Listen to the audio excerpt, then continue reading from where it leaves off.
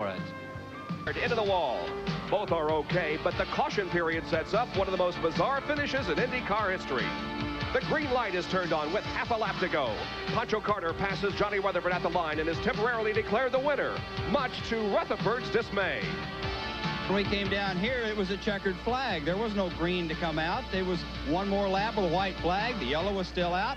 We had no idea we were going to go. The track wasn't in shape to run for the charge. This was stupid to come down here like this.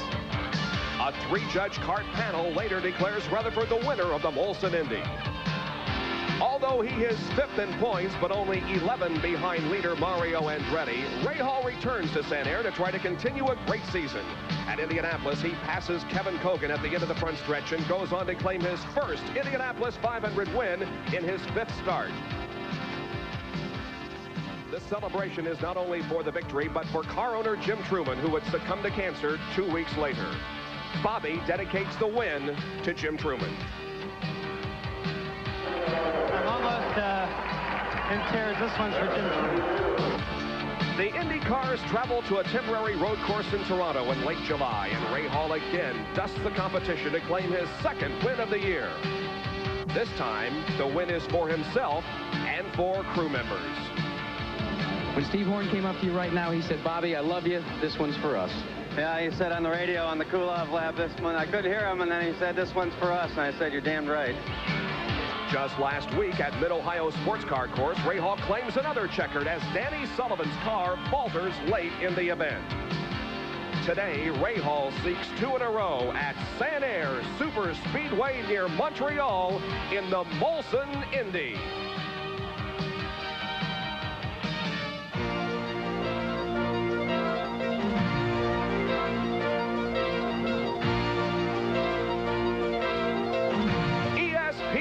The world's leader in motorsports coverage presents Auto Racing 86, setting the standards with the most extensive schedule in racing.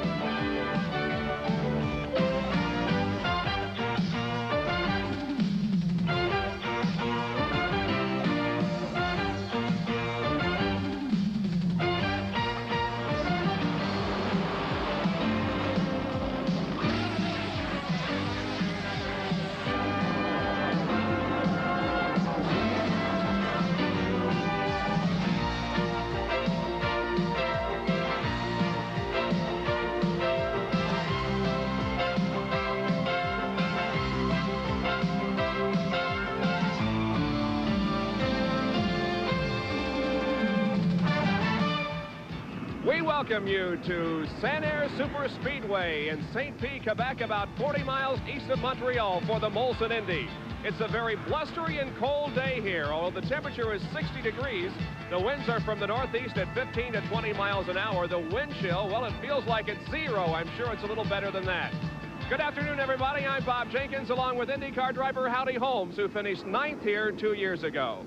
Well, the story this weekend here at Montreal has been Bobby Rahal. He won last weekend's race at Mid-Ohio. He was leading last year's event when he crashed. He starts 4th in today's race, Howdy. That's right. Bobby's having an excellent year. He won the Indy 500. He won in Toronto, and he's only 9 points behind the leader, so he's a guy to look out for. Bit of a good combination on the pole for today's race. Not a March Cosworth, as has been the case for most IndyCar races the past few years. Instead, Rick Mears has put a Chevrolet-powered Penske chassis on the pole. Penske car, the last time a Penske made car was on the pole was in 1983 at the Milwaukee race. It's got this car that Rick's driving today has an Ilmor Penske Chevrolet engine, which has also been developed in the last year, so it's quite an accomplishment. The track is only 0.8 of a mile in length. Let's go now to our pit reporter for the afternoon with a comment on the pit area. Here is Jack Arute.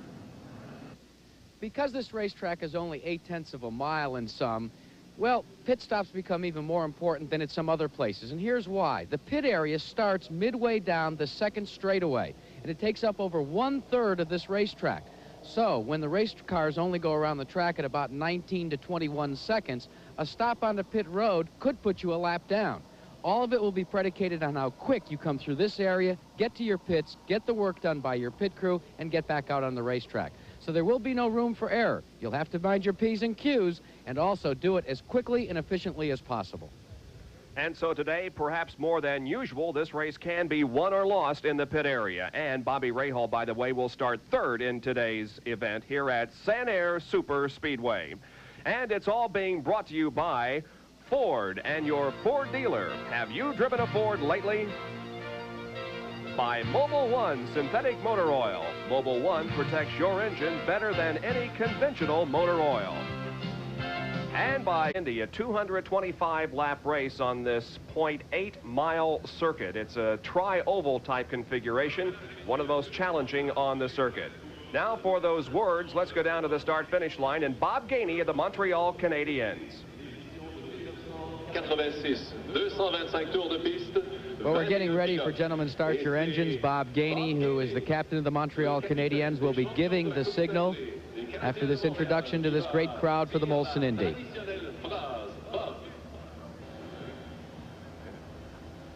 Gentlemen, start your engines.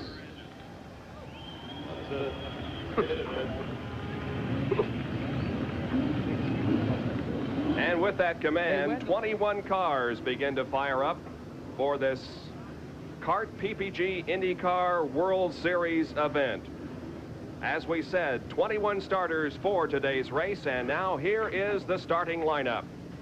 On the pole, qualifying at a speed of 148.132 miles an hour in the Pennzoil Z7 Penske Chevrolet, Rick Mears, car number 1. Outside of the front row will be Kevin Kogan in number 7, the 711 March. In row number 2 will be Bobby Rahal in the number 3 Budweiser True Sports March. And on the outside of row number 2 will be Michael Andretti driving the Craco STP Lean Machine car number 18. In the third row will be Mario Andretti in the Hanna Car Wash Lola car number 5. And outside of row number 3 will be Emerson Fittipaldi in the Marlboro March car number 20. Row number 4 on the inside, car number 2 driven by Roberto Guerrero in the True Value Emerson March. The outside of row number 4, car number 4, driven by Danny Sullivan in the Miller American March. Row number 5 consists of Tom Sneva in car number 33, the Skoll Bandit March. And on the outside of row number 5, driving the number 30, Domino's Pizza Lola, will be Al Unser Jr. Starting in row number 6 will be Dennis Firestone in car number 36. Outside of the 6th row will be Pancho Carter in car number 9. The 7th row, Jacques Villeneuve in car number 71, and outside car number 21, driven by Johnny Rutherford. In the 8th row will be Derek Daly in the number 66 Skoll March. Outside of the 8th row, Dick Simon in car 23.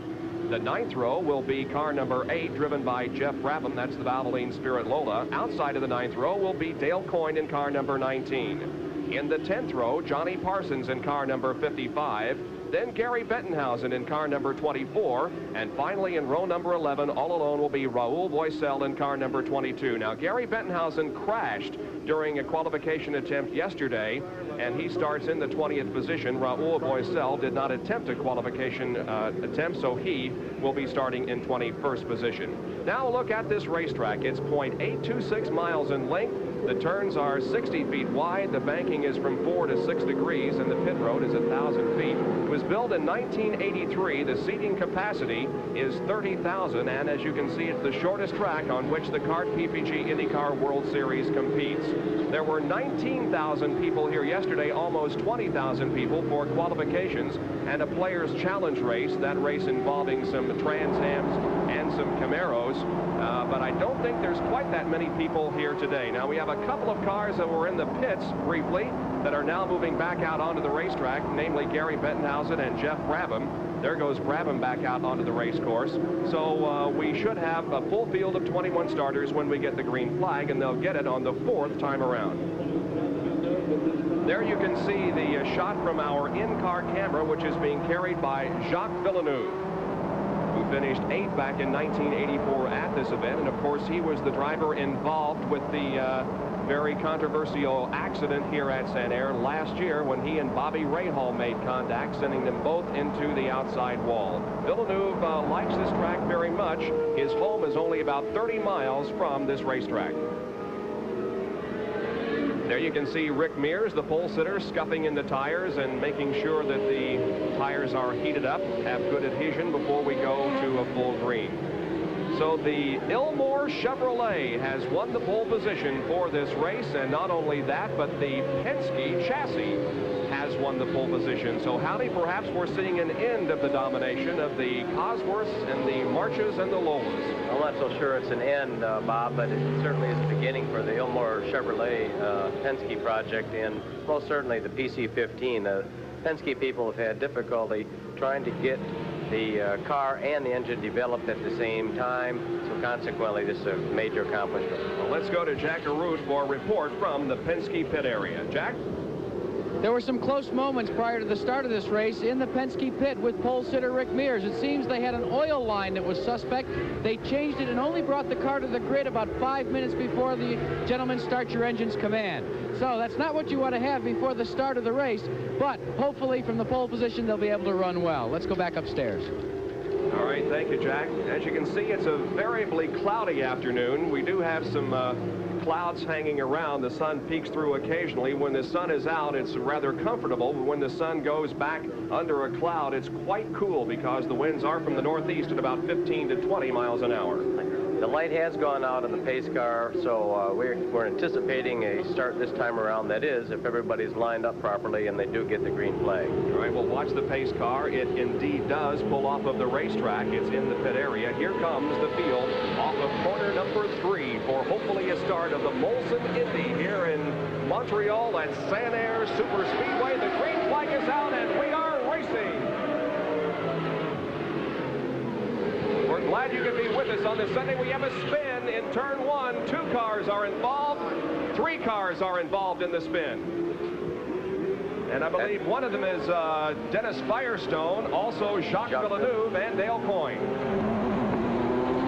And now we have the picture back in our in-car camera. Villeneuve trying to catch up with the field as Dennis Firestone and Dale Coyne are both trying to get restarted. You can see one of the safety officials trying to push the Coyne car out of the way. That's the yellow, red, and blue car to the inside of the racetrack. The field goes through, and Dennis Firestone's car is still at the top of the racetrack.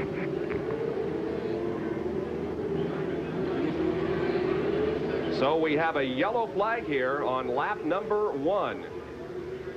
And Jacques Villeneuve comes into the pit area for a tire change. Must have flat spotted the tires when he spun down there in the first corner.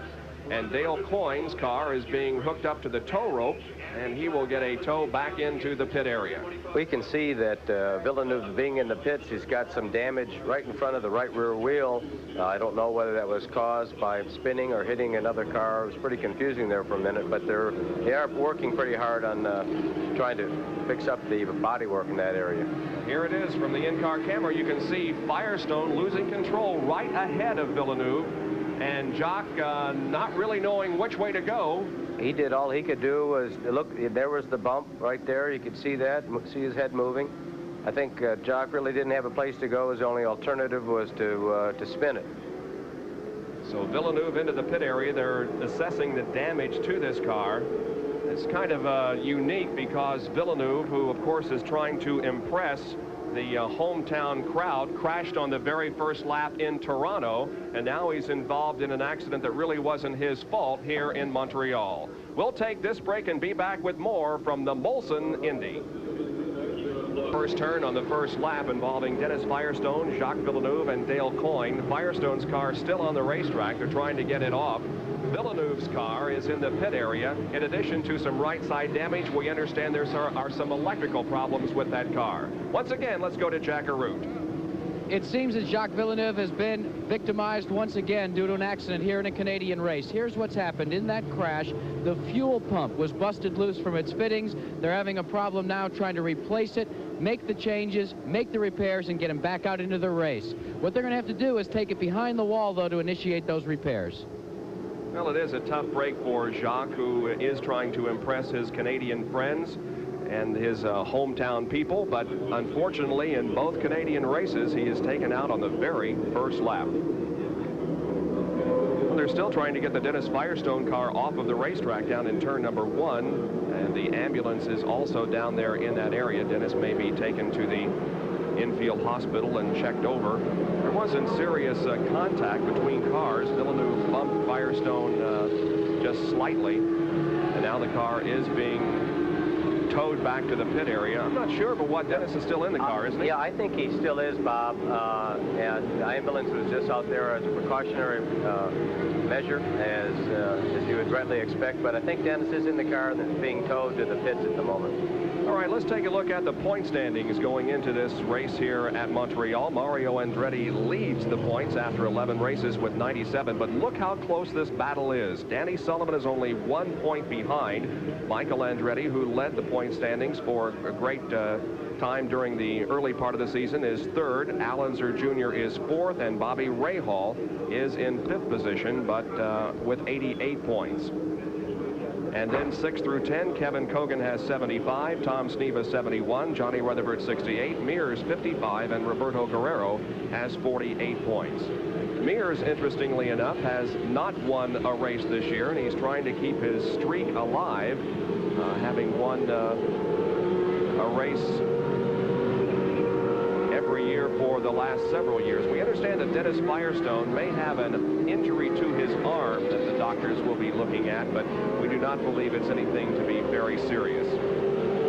Now, Dale Coyne, who was involved in the incident down in turn number 1, has rejoined the field. His car is at the tail end of the pack as it comes around to complete lap number 7. We have not completed a single lap under green so far. I might add that these laps, however, do count because they were given a green flag on the 4th time around, and even though there hasn't been a full lap of racing, these laps do count. All right, still under yellow, anticipating a green shortly, and we will be right back. Green flag comes out. We are racing once again after a yellow at the very beginning of the event.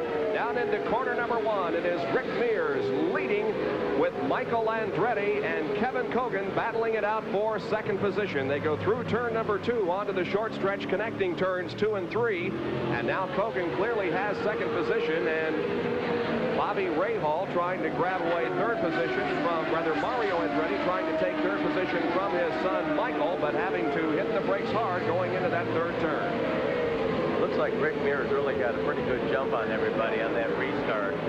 He's pulled out about 7 or 8 car lengths lead right off the bat. I think, Howdy, the question is, can the Ilmor Chevrolet engine last? It has proven its speed by sitting on the pole here today, but there is a question of reliability. What do you think? Well, I think that it's an obvious situation. You've got a new car, you've got a new engine. They're trying to keep up on top of the series as well at the same time. A lot of things that they've got to work out. So reliability most certainly is going to be a question, I should say, not a problem. Rick Mears leading this race, but Kevin Kogan now begins to close in on Mears as we have completed 12 laps. Michael Andretti is running third, then Mario Andretti, followed by Bobby Rahal, then Emerson Fittipaldi and Al Unser Jr. The number 22 car of Raul Boisel has come in for a pit stop as we continue to watch the action on the racetrack. There is Kogan, who's now closed in within about a car length and a half of Rick Mears as they head for turn number 2 once again, approaching some slower traffic. That is Dale Coyne that they'll be lapping right now. Rick Mears looking for win number 1 this season on the CART PPG IndyCar World Series. Boisel goes back into the race as the leaders come down and cross the stripe one more time. We've already got somebody into the pits. It looks like Dick Simon. They pulled in behind the wall. Not really sure what the problem is, but he's out of the race. And on the racetrack, Tom Sneva is involved in somewhat of a battle with Roberto Guerrero in car number 2. Sneva right now is listed as in 9th position and Guerrero in 10th. You remember last year Roberto Guerrero had a problem here while leading this race. Right now running back in 10th position. Guerrero started the race in 7th, so he has dropped back somewhat, while Sneva, who started 9th, is still running in that spot. Sneva, one of those that you would think would perform very well on this oval, as Tom is known as an oval specialist, and the shortness of this track also would indicate that he could be very, very strong in today's event.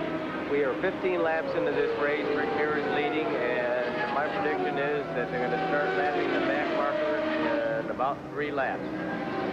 It gives you an idea how small this place really is. It really is. It's 20.074 seconds to make a lap around here. At least that's what it took Rick Mears to set his new track record. And by the way, there were 6 cars that broke the previous track record in qualifying. Mears, Kogan, Rahal, Andretti, and Fittipaldi all broke the previous track record that was held by Bobby Rahal. The number 22 car of Raul Boisel has dropped out of this event, while the leaders do begin to lap some of the slower traffic. Let's go to the infield hospital, where Jack Arute has this report for us. Dennis Firestone has been taken to here, the mobile medical unit from the Horton safety team. They've looked him over, and the initial prognosis is that he has a problem, possibly a separation of his shoulder. It's swelled up, and they're taking him through all the precautionary measures at this time. But he's awake, conscious, very upset that he's out of the race, but actually okay. All right, Jack, thank you very much. We have some great racing going on out there, as now there are the first 3. You can see how close they are. Rick Mears leading, Kevin Kogan in 2nd position, and Michael Andretti is running 3rd. And Kogan is able to close in on Mears every time they go into a corner, but Mears is able to pull away as they go down the straightaways. And now Michael Andretti, for the 2nd consecutive lap, looking to the inside of Kevin Kogan, trying to find that 2nd spot. And now Andretti making a move, but has to back off going into the 2nd corner, and he almost loses the spot to his father. Mario pulls alongside Michael, and Mario goes into 3rd. Goes into 3rd spot, going underneath Michael into the 3rd turn. Bobby Rahal is closed up as well. The 1st through 5th spots are just nose to tail all the way around here. Michael slides high coming out of corner number 1, and now Rahal challenges Michael for the spot, but can't get it. There he is off of corner number 2. Rahal to the inside, going into turn 3, cannot pick up the position. But some great wheel-to-wheel racing here as the leaders once again lap some of the slower traffic. Now a battle for the lead, and Kogan has to get hard onto the brakes and smokes the tires going into turn number 1. Well, old-fashioned bullring racing here. And Mario is moving, and so is Bobby Rahal. So some great action here, and look at the... Kogan is slowing down. Kogan slowing down in his pass. He got caught up in some traffic with the 5 guys so close. Anybody makes the slightest wrong move, 2 or 3 guys get by. And now it's Rick Mears, Mario Andretti, Michael Andretti, Kevin Kogan, and Bobby Rahal. I have never seen such racing. Look at this. Mario Andretti goes into the lead, sneaking under Rick Mears. Michael Andretti challenges Mears for 2nd position. And he's got him going into the 1st turn. Kogan passing Mears on the outside 1st turn. So what a change of events. When I said Kogan was slowing down, it was indeed only because he had been caught in traffic and had nowhere to go. He is moving up toward the front once again. They begin to get strung out just a little bit, but boy, some unbelievable wheel-to-wheel and nose-to-tail IndyCar racing here on this tight tri-oval at Sanair Superspeedway. This is the way they're running right now. It is Mario Andretti, Michael Andretti, Kevin Kogan, Bobby Rahal, and then Rick Mears. Let's go down once again for a report from the pit area, and here is Jack Arute. We've told you about the condition of Dennis Firestone. Let's update you on the condition of his race car. It's ready to go back to action. So what they've done is they've contacted Gary Bettenhausen. He's run back to his truck to get his helmet. Bettenhausen will go in the cockpit of Firestone's car and complete today's Molson Indy. All right, thank you, Jack. It looks to me like Rick Mears is having some sort of mechanical problem. He's dropped way, way, way off the pace. Roberto Guerrero, and just now Emerson Fittipaldi, and soon to be Alonso Jr., Tom Steva, and Roberto Guerrero are getting by him. I think he's got some sort of problem. So the pole sitter, Rick Mears, is dropping back. We continue to watch this battle for the lead. It involves father and son. Mario Andretti is the leader, following Derek Daly, who is a slower car. Now we'll watch Michael go to the inside of his father in turn number 1. Cannot make the pass, has to back off. Now here comes Bobby Rahal up to challenge also. Now Michael once again looking to the inside of Mario, coming into turn number 2. Can't get the job done, but there's how close the battle is for 2nd position, as Bobby Rahal is also right there. This points up something. You see that they're coming up on to lap a back marker, and it really slows the guys up if it's not giving them a lot of room, and things don't look easy out there. You'd think maybe they let the leaders go, but this This place is very, very small, and if you're really not awake, you can have problems like this. That's Derek Daly, who's now sandwiched, or at least was, between first and second. Now he positions himself between second and third. Derek Daly in car number 66, the Skoll March, who has replaced, of course, Ed Pym, who was injured earlier this year in an accident and has had to sit out a few races. And Derek Daly, who used to be in the broadcast booth with us, doing a fine job last weekend at Mid-Ohio. He finished in 6th position. Here we go once again with the battle for the lead. They come down. It is Michael positioned right behind his father, Mario. We have completed 31 laps. 31 laps have been completed. We understand that Rick Mears may be coming in for a pit stop. His crew is readying. Jack Arute can tell us more. Here's the problem on Rick Mears, your pole sitters. He began to drop back. They thought he had a serious push to the car. But now they think he may have a tire going down. So Roger Penske has called Rick Mears into the pits. This is definitely an unexpected pit stop. He should be making his presence known here on pit road. Right behind me, he's coming to a stop. The crew. Now, what tire may be wrong? You can see the blisters on the right front tire. It is blistered badly, and that is very indicative of probably a serious handling problem. Not a tire being cut, but rather blistered. He's off and away. Let's go back topside. Rick got a good start coming out of the pits, but unfortunately he had to spend that time in there with either handling and/or tire problems. And not only does he go out of the pits, but also Jacques Villeneuve has gone back onto the oval after the incident down in turn number 1 on lap number 1. Back with more in just a minute from Sanair. Speedway near Montreal, and unbelievable IndyCar racing. We're watching Roberto Guerrero in car number 2, who has moved up to 2nd position from his 7th starting place. Roberto Guerrero is now in 3rd position. I beg your pardon, as the Andretti's Mario and Michael run 1st and 2nd, but Guerrero all the way up to 3rd. We're looking at Mario Andretti leads this race. His son Michael's right behind him. Roberto Guerrero is about 3 car lengths back. Then we have Bobby Rahal in the Budweiser car. Then it drops back to Kevin Kogan, Danny Sullivan. Raul Boisel goes back out onto the racetrack, so we've had several pit stops here in the first 39 laps of this race, all of them unscheduled, including one by Rick Mears, who was our pole sitter, and Mears' pit stop has dropped him back to 15th position. Blistered tire causing Rick Mears to come into the pit area. Now, we understand that Gary Bettenhausen has climbed into Dennis Firestone's car and is on the racetrack in competition. Firestone spun down in turn number 1 on the first lap and apparently has suffered a dislocated shoulder. However, the car was not damaged, and Gary Bettenhausen, whose car developed a mechanical problem and had to fall from the race, is in the Firestone car. Roberto Guerrero has closed up on both Michael and Mario Andretti. Looks like he's reeling both of those guys in. Here they come off of corner number 3, and they are about to put a lap on Kevin Kogan, who was running strong at the... That's actually Jeff Brabham. That is Jeff Brabham, I beg your pardon. As Kogan continues to run in 5th position. There's the average speed after 40 laps, 101.108 miles an hour. Between 1st and 4th position, you can cover them with a blanket. Really terrific CART Indy racing, unbelievable. Coming up on some slower traffic, 2 cars in front of him, and Michael's right underneath the rear wing of his father Mario. Right behind that is Roberto Guerrero, and not too far back is Bobby Rahal. Michael trying to get a wheel under his father Mario, but can't do it. Has to brake hard going into the 3rd turn. There goes Guerrero. Guerrero almost got under Michael Andretti, not quite. And Rahal, meanwhile, is challenging Guerrero for that 3rd position as we continue to watch the leaders. 1st and 2nd, Mario Andretti and Michael Andretti. Still following Jeff Brabham out there on the racetrack. Raul Boisel has been in and out of the pit area. Let's find out why as we go once again to Jack. Teammates Dick Simon and Raul Boisel have had their share of problems. Here's what happened to Boisel early in the race. He tore up the front wings. So his car owner and teammate Dick Simon pulled out of the race, removed the front wings from his car, put them on Raul Boisel's car, and they're back out racing. But let me update you on another concern as well.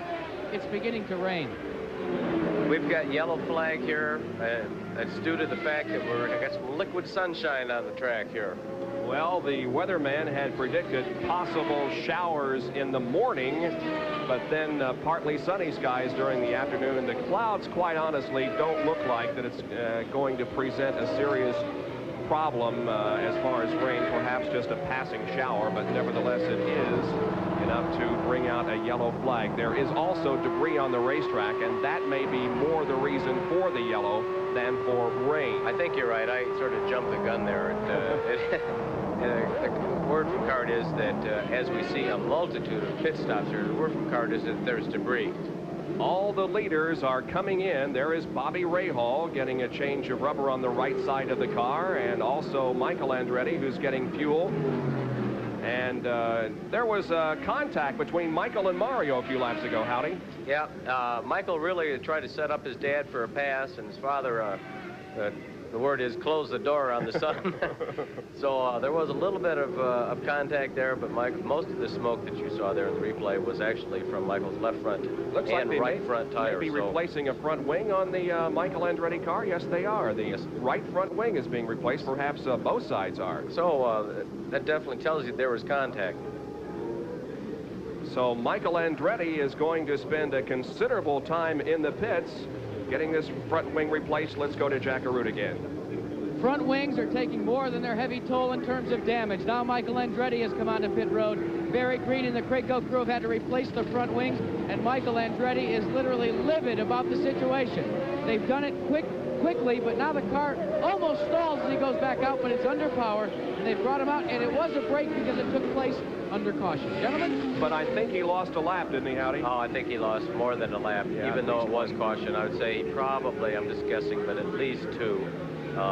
Even under the pace car, they go around here in about 45 seconds. So he was in the pits longer than that. Tough break for Michael Andretti. I might add that with the shortness of this track and the number of yellows I'm sure we're going to have, you might be able to pick that lap up, or maybe both. All right, we are under yellow because of debris on the racetrack, and we'll be right back with more of the Molson Indy.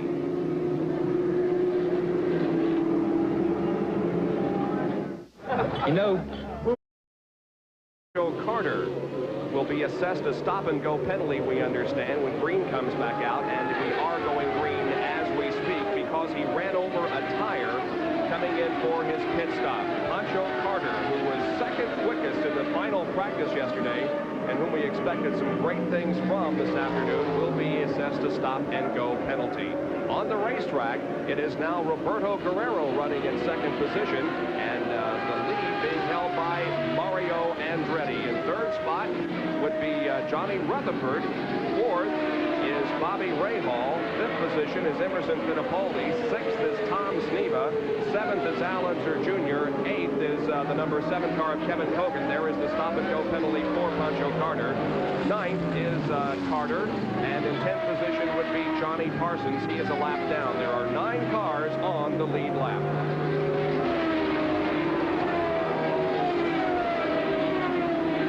And we're watching now that battle for 4th and 5th position involving Bobby Rahal and Emerson Fittipaldi. They're running about 6 seconds behind the leader, Mario Andretti, but involved in a duel for that 4th spot. Fittipaldi on the inside of first turn. Bobby looks like he's going to make it.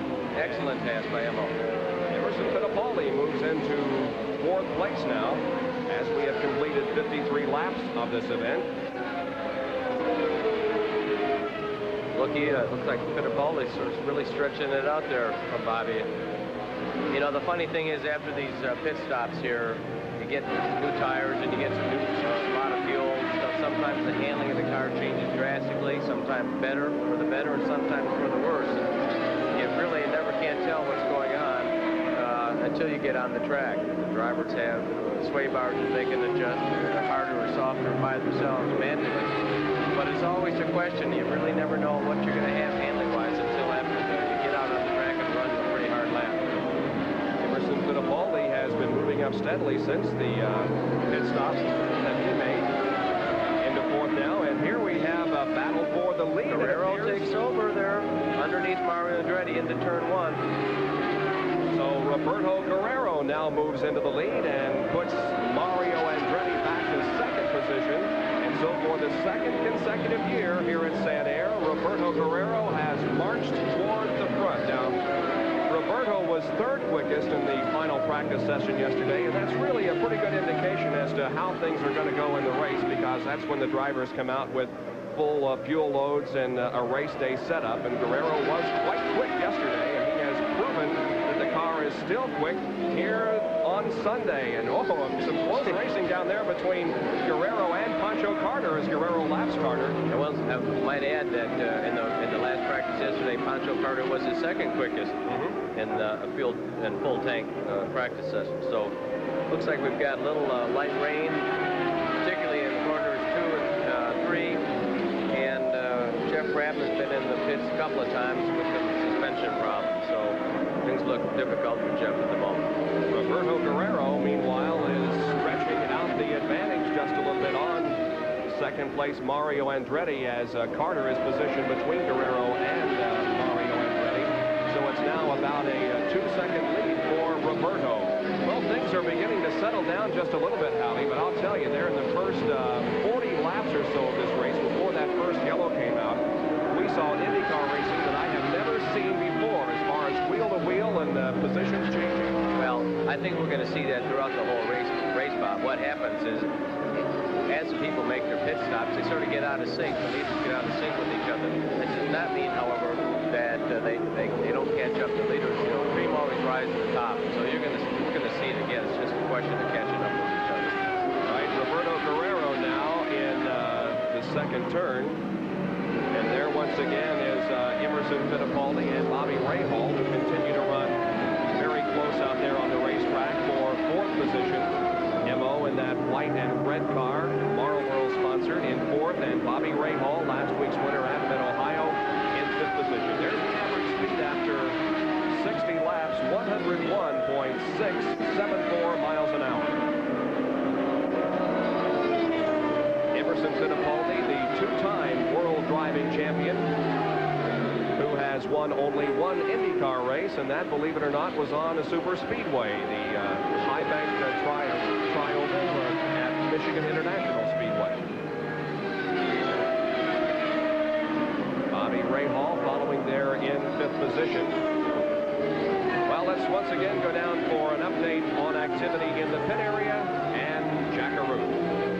Jeff Brabham has had problems since the drop of the green flag to start this race. He pulled into the pits because his steering wheel wasn't attached properly to the race car. When they reattached it, however, they've had to add some shims to the steering. And that's created a handling feel to the driver that tends to make him think that the car has got a problem. They've pulled it out of the pits several times to make adjustments, but they don't seem too concerned, other than the shims inside the steering wheel seem to be masking a feel back to Jeff Brabham. So it's going to be a long day for Brabham and the Gallus operation. Listen, I've had that steering wheel problem, and luckily it didn't come all the way off, but believe me, that upsets the driver tremendously. Well, I would guess it would. You know, it's a little toy. You turn the steering wheel and nothing happens. It gets your attention in a hurry. I can imagine it would. All right, let's give you the first 7, and there are 7 cars on the lead lap at the moment. Guerrero is the leader, Mario Andretti second, Johnny Rutherford third, Emerson Fittipaldi fourth, Bobby Rahal fifth. 6th is Al Unser Jr., and 7th is Tom Sneva. Those cars are on the lead lap. A lap down would be Kevin Kogan, who is in 8th position. 9th is Pancho Carter, who's a lap down. And in 10th is Michael Andretti, who also is 1 lap down. And Roberto Guerrero is looking quite strong here as he comes down the main straightaway and concludes lap number 68. And the difference between first and second is only about 1.2 seconds, but when you look out there on the racetrack, it's quite a distance, because it only takes, as we said, about 21 seconds to make a lap here. Well, actually, you know, you're probably in favor to be in the lead here. You run across the traffic sooner, you get to pick the spot. As you can see right now, well, we're watching a race with Emo and Bobby Rahal on the front straight, but for the lead, you've got Guerrero, and Andretti's just going by Kevin Kogan. I'd rather be in the lead in a situation like this, have the opportunity to pass when you like, not depend on somebody else to do it.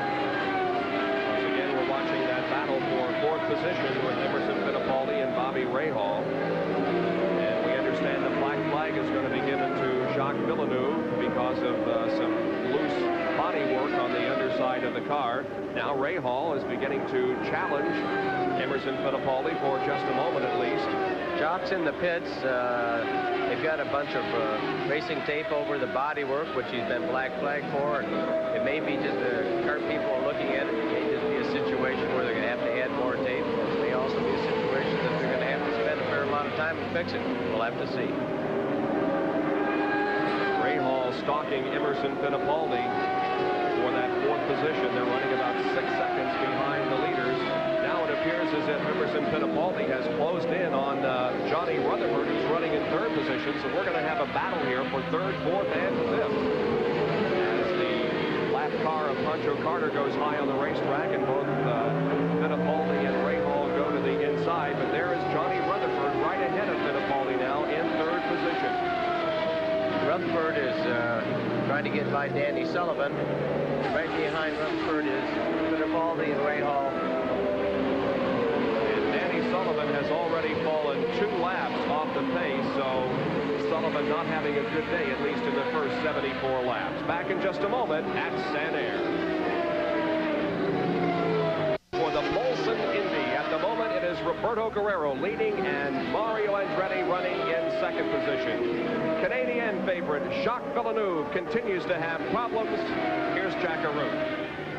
You can see that Jacques Villeneuve has retired from the race, and here's why. After that altercation early on, the underpinning beneath the side pods has come unhinged, and it's been flapping down on the racetrack. CART officials called him in and said either fix it or park it. It's unable to fix it right now, so they've decided to do just that. Park the car, retire Villeneuve. We'll try and get some words from Villeneuve, and we'll be back to you shortly.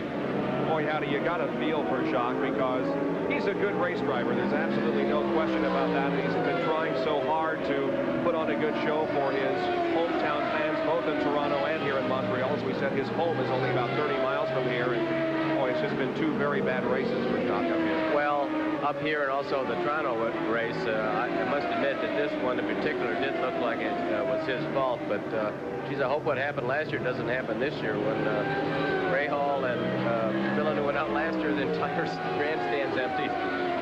And here's the leader coming in for a pit stop, Roberto Guerrero. I don't know, Howdy, is this a scheduled pit stop? Well, I think it's just a fuel stop and tires. I don't believe that he came in on the second yellow like everyone else. So it's probably untimely at the moment since we are under green. You can lose a lap just even if you have a quick pit stop. Well, it's like they're spending some time. They're having a little bit of difficulty. He has indeed lost a lap as Mario is all over in turn number 2 already, and if he doesn't hurry out of the pits, he's going to be 2 laps down. More on this with Jack Arute, our pit reporter. The litany of bad luck for Roberto Guerrero and the True Value team continues here at Sanair. After leading and running so well here, Roberto Guerrero was forced to pit because he ran out of fuel. Remember, he did not pit early on. Now, pit stops, he ran out of fuel. They had to restart the engine. It was a lot of time on pit road. You can't afford to do that here at an 0.8 of a mile track. Well, it looks like Rick Mears has just pulled into the pits again with a CART official standing there. If you remember, Rick had some tire problems right in the beginning. He was our pole sitter. We certainly had a tough day for Rick and the Penske crew so far. Yeah, he has had tire problems on the right front all afternoon, which obviously indicates that they have had a wrong setup on the car or something. Anyway, Rick is still in the pits, and it looked like he could be out. Excuse me, Bob. It's conceivable that in the process of changing that oil line at the last minute before and being late to the grid, that somewhere in that process they had jacked a little weight around and it might have ended up on the right front. That explained why they keep blistering right front tires. All right, the leader is Mario Andretti. Now running in second position is Bobby Rahal. Third is Emerson Fittipaldi, and fourth is Al Unser Jr.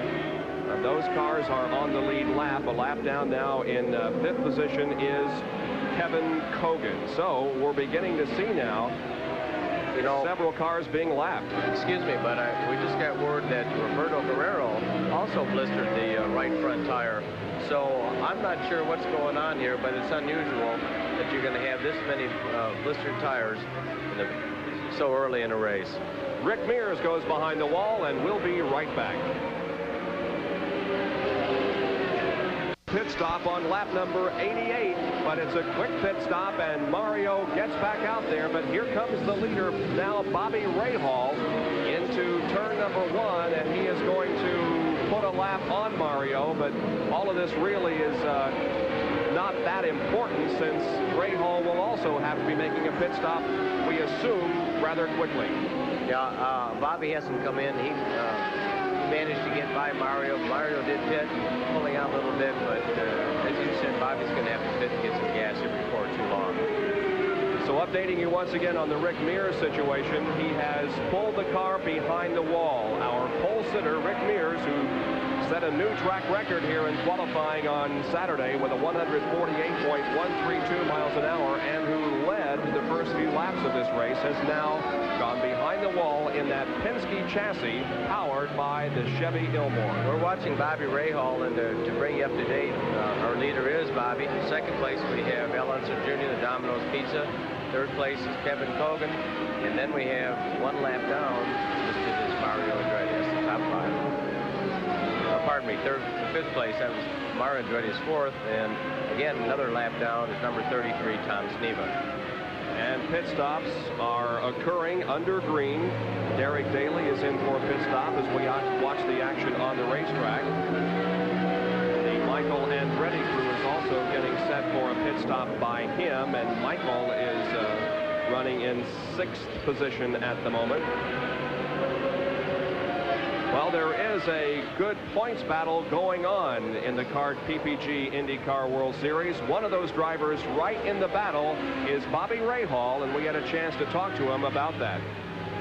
With as good a season as you've had, and knowing that in the past you've gotten better as the season went long, does that excite you as a driver going into the stretch drive? Well, you know, I think we've got a very real shot at the championship, probably a better shot than we've ever had, and certainly that's exciting, but I think you have to temper that. You know, you've got to take things one race at a time. If you look down the road, you miss what's right in front of you, and we've got a lot of hard racing left to do, and we'll celebrate when the time comes. But right now we've got a lot of work to do, and we've got to run well for the rest of the year. That's Bobby Rahal, and he is the leader of the race, staying out there. He'll have to have a pit stop shortly, though. Michael Andretti has come in for a pit stop. The second time, we might add, he just left the pits, went around the track, 0.8 tenths of a mile, and right back into the pits. They've got a problem with the rear of that car, it looks like. Yeah, I think there's something on the right rear side of the car that is not working correctly. The Skull car of Tom Sneva is also on pit road for a second time. Well, let's go down for a report once again from the pit area and Jack Arute. Rick Mears is a DNF here at Sanair. Rick, what put you out of the race? Oh, we had some engine problems, what really put us out. But you know, the Penske and the Chevrolet were working pretty decent. We had the track conditions changed last night. We made some corrections overnight. We went too far and the handling was off. We were just trying to get it going again, but then had a little motor problem. What about the problem early today when you had to change the oil line? Could it have been possible that when you were changing that line, you might have knocked the weight distribution out just a bit, and that could account for the problem burning those right front tires? No, I don't think that would have been a problem. I really don't. You know, just basically the changes that we made overnight, I think were just too far for the track conditions this morning, and you know, that's really what hurt us. Well, it hurt him bad. He's out of the race, gentlemen.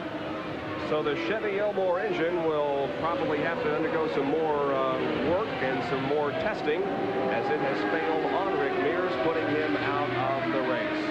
I would like to mention that it has failed. They didn't finish the race, but this is really extremely competitive series. To be able to sit on the pole, especially the record time at Sanair, where Rick had problems, got to give those guys a lot of credit. Yeah, and you got to admire Roger Penske for really bucking the system, so to speak, and going with a different type of chassis and a different engine and trying to develop it for the future. Not only that, but we understand Roger Penske's got some hamstring problems, I guess, or he wasn't here Friday and Saturday, and he did manage to make it up for the race, and I'm sure the crew and Rick and everybody is happy to see him. Once again, Roger. Michael Andretti has come in for a third time. It was just kind of a stop and then proceed, but nevertheless, it cost Michael Andretti some valuable time out there on the racetrack. Now we have Bobby Rahal as listed third. He just came in the pits, but, or pardon me, first. Second, we have Al Unser Jr., Mr. Consistency. He has finished 9 out of the 10 races this year, taking the U.S. Can Award 8 times so far. There's only been 10 races. Love it. There goes Bobby Rahal under Johnny Rutherford to put a lap on Rutherford. We might update you on the Dennis Firestone situation. He was injured in an accident on the first lap of this race. Received a shoulder injury. He is being transported to a local hospital. He's been taken from the infield medical facility, the Horton Safety Medical Center, to the local hospital for a further examination of that shoulder. Roberto Guerrero down in 7th position, Howdy, after a very fine run in the early stages of this race, but unfortunately now is shown as being what, 2? Well, it says 2 laps down, or no, that's not correct either. They now show him on the lead lap, as a matter of fact, in 2nd position, not Al Unser Jr. So Roberto Guerrero has passed Al Unser Jr. and is now in that 2nd spot. The lead continues to be held by Mario Andretti, rather Bobby Rahal. Here's Jack Arute. It seems like when it rains, it pours, especially on Roberto Guerrero. He had the problem when he ran out of fuel. Now the report is that they may have to come in and replace the front wing. It seems that he's damaged one, and he's flying wounded around Sanair. Gentlemen? All right, so Roberto Guerrero in 2nd position. That's how close 2nd and 3rd are. There is Al Unser Jr. right behind Roberto Guerrero, so this is the battle for 2nd spot.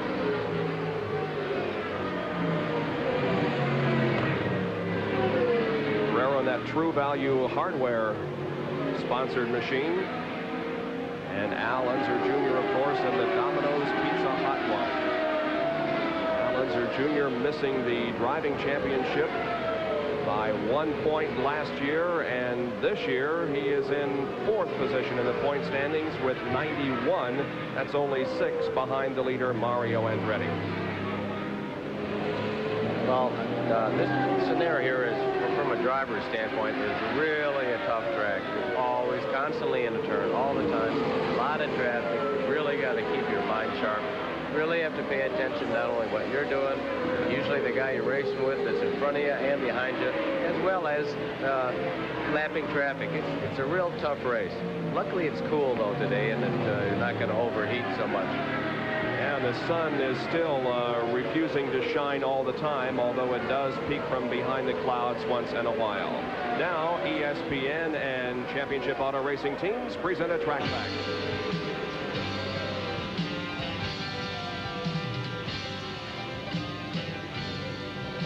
Efficient transportation from where your tractor trailer is parked back in the garage area to pit road has always been part and parcel of competition on the CART PPG IndyCar Series. Now you can make a choice of just using a simple mini bike to go back and forth, or you can move up to a little more horsepower like this one here. Or if you're way in the back of the garage area, you may need an off-road vehicle such as this. But when in doubt, when none of these are available, well, just go back to old pedal power. Nice to see Jack Arute expending some of that energy out there. 112 laps are completed at the Molson Indy at St. Pete, Quebec. We'll be right back. For Machinist Union team and from all of us at ESPN, get well soon, Jose Lay. And we're glad to report that Jose Lay is out of the hospital and is recuperating in Indianapolis. But he was involved in just an absolutely incredible accident last weekend at Mid-Ohio, but received only a broken thigh bone. That has been surgically repaired, and now it's just a process of mending, and we hope it goes well for Jose Lay Garza You can be back with us very soon on the CART PPG IndyCar World Series. Here at Sanair Superspeedway near Montreal of the Molson Indy, 120 laps have been completed, and there is your leader, Bobby Rahal. He is about 8 seconds ahead of second place Al Unser Jr. In third is the number 5 car of Mario Andretti, a lap down. Fourth is Kevin Kogan. In fifth position is Emerson Fittipaldi, 2 laps down. Then in sixth position is Johnny Rutherford, also 2 laps down. Seventh is Roberto Guerrero. In eighth position is Danny Sullivan, 3 laps down.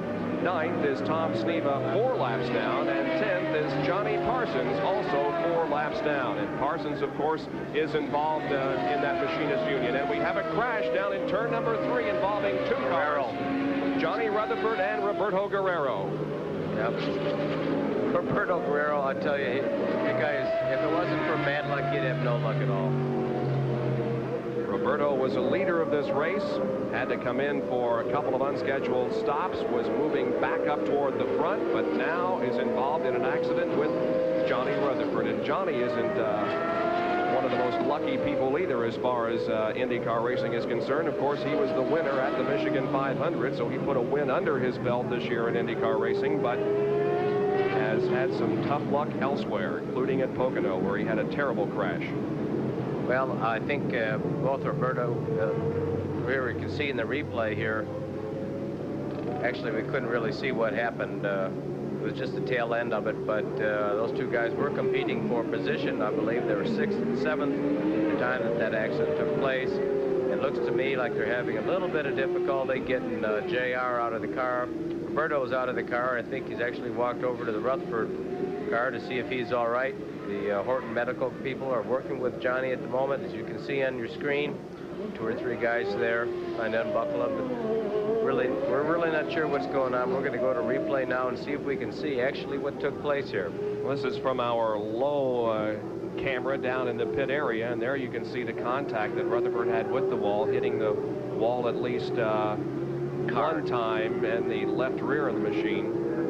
He hit the wall pretty hard, Bob. You can see that. Yeah, he's out of the car now, and he appears to be okay.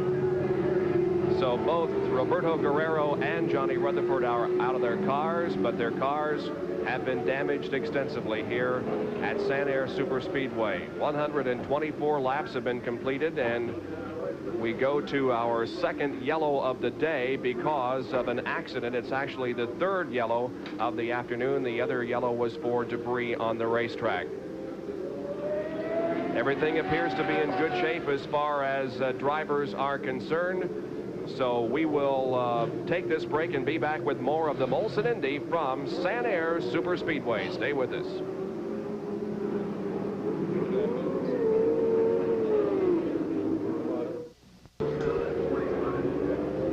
Johnny Rutherford's wrecked race car is being lifted off of the racing surface. He was involved in an accident with Roberto Guerrero, and there is Michael Andretti, who has lost a right front wheel and is coming in for repairs.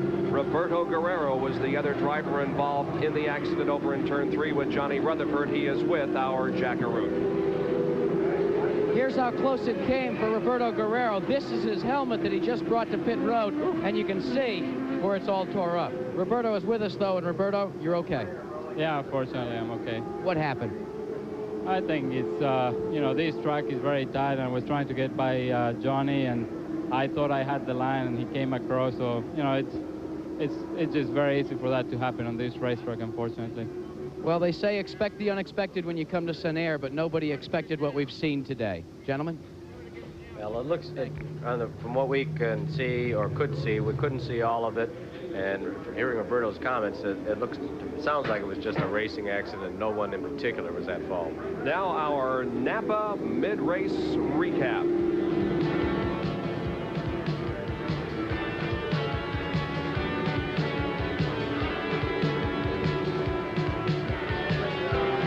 Average speed after 113 laps, 114.197 miles an hour. We had at that point 2 caution periods. We're in our 3rd right now. 14 cars still on the lead lap, still running rather, and only 2 cars, however, on the lead lap. Now, those cars that have dropped out of competition include Gary Bettenhausen, Dick Simon, Jacques Villeneuve, Rick Mears, and Roberto Guerrero and Johnny Rutherford. But again, we can tell you that Gary Bettenhausen himself has gotten into the Dennis Firestone car and is still out there in competition. So we're cleaning up the racetrack and still under yellow here at Sanair Superspeedway. Back with more in just a moment. Back at Sanair Superspeedway near Montreal, where Johnny Rutherford's wrecked car is being taken off of the racetrack. He has been taken to the infield hospital for a checkup. Roberto Guerrero, the other driver involved in the accident, he is okay, having talked with our Jackaroo just moments ago. So there are 15 cars still on the racetrack, and the cleanup continues down in turn number 3. The Horton safety team still out there soaking up some of the fluid that was put down on the racetrack, but one of the trucks is clearing right now, so it shouldn't be too much longer before we are back under green conditions. The leader is Bobby Rahal, and second place is Al Unser Jr. I believe the points go through 15th, so everybody who's running is going to get something. The question is, who's going to get the 20? 15 cars are still out there after a starting field of 21. And earlier today, the Formula One race at Monza, Italy was held. The Italian Grand Prix, the winner was Nelson Piquet, second place Nigel Mansell, and third was Stefan Johansson. And I can imagine the enthusiasm of the Italian crowd as one of their Ferraris finished third. Yeah, enthusiasm, putting it mildly. Good heavens. Have you ever been there? Yes, I have. And I'll just say that the crowd tends to be rather exuberant in that area. Yeah. And, finishing third with the season they've had this year, I'm not sure. It may be wiped right off the map at this point in time. Yeah, it's a very enthusiastic crowd, but you know, it's a very ruly crowd. There's no vandalism or that type of thing. They just love racing, and especially the red Ferraris. Yeah, they do get a little excited, though. They certainly storm the pits after the race is over. Yes. Then the Formula 2 race there, and sort of headed for the rent-a-car in a hurry. All right, in one more lap, they will get the green flag and go back to racing. So let's get an update on Rutherford's condition from Jackaroo. We spoke with Johnny Caples, the crew chief, and also with John Evenson, the director of public relations for CART. Here's the condition on Johnny Rutherford. He's okay, but they're going to keep him in the Horton safety team vehicle for 30 minutes for observation. He got his bell rung, gentlemen. Well, that John, he had his bell rung at Pocono not too long ago, and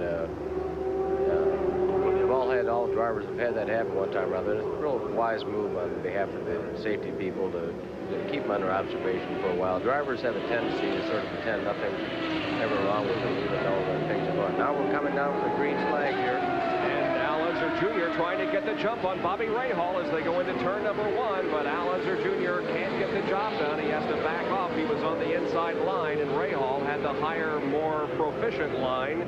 There are 2 cars ahead of the leader, Bobby Rahal, as they circle the track, but Bobby Rahal now the leader and being challenged by Al Unser Jr.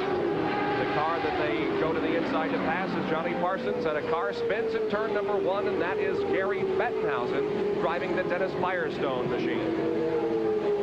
That brings out the yellow flag number 4. It looks like there's nobody else involved other than Gary Bettenhausen. If you might recall, he started out in another car, and on the very first lap of this race, Dennis Firestone was slated to drive that radar car.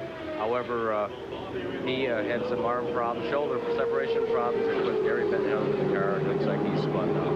And this yellow flag means another opportunity to come in for a pit stop, and both Bobby Rahal and Al Unser Jr. do so. So does Tom Sneva. The report on Tom Sneva earlier was that he may be suffering from some exhaustion. They doused him with water during one of the pit stops, but I don't know about that because it is certainly not warm here today. It's far from that. Perhaps Tom just not feeling as well as he could, and he makes the pit stop and goes back out there once again. What could also be that this is the type of track that Sneva shines on, and he may have some handling problems, and maybe he's just overworking himself, because it's really not Tom's position. He's 4 laps off the lead at this point in time, so he's struggling with something, no doubt about that.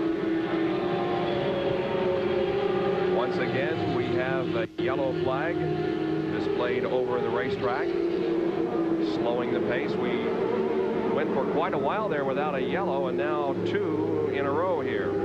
Well, live this Saturday, September the 13th at 7:30 Eastern Time, 2 early top 20 teams take to the field as Texas A&M invades Tiger Stadium in Baton Rouge, Louisiana for the Texas A&M and Louisiana State football games. CFA action here on ESPN season long, and we invite you to watch the action of this one Saturday, September 13th at 7:30 Eastern Time here on ESPN. Looks like Gary Bettenhauser really just did that. Just been, he's gotten going again and trying to catch up to the back of the pack. So they're not giving the 1 lap to go sign yet, but I would imagine next time by that's probably what the pack's going to get. All right, Kevin Cogan has come in for a stop. He's unofficially shown in 3rd position, although he's going to lose that now with this pit stop. And once again, let's go down to Jack Arute. Tom Sneeve has been having his share of problems, as has been reported. He's been dropping back and having handling difficulties because the car has been very loose. He also had a problem 2 pit stops ago when they couldn't get the right rear tire off and had to go an additional stop without it. So that could account for his problems. But more so, one of his crew members, Barry Falls, has been brought to the Horton Safety Center because the jack, the air jack, came out and it landed on his foot, and he has severely hurt his ankle. So they're checking him over as well. Holy smokes. Now the 1 lap sign is being given to the field as it comes down, so we will go back to green next time. Bobby Rahal is the leader,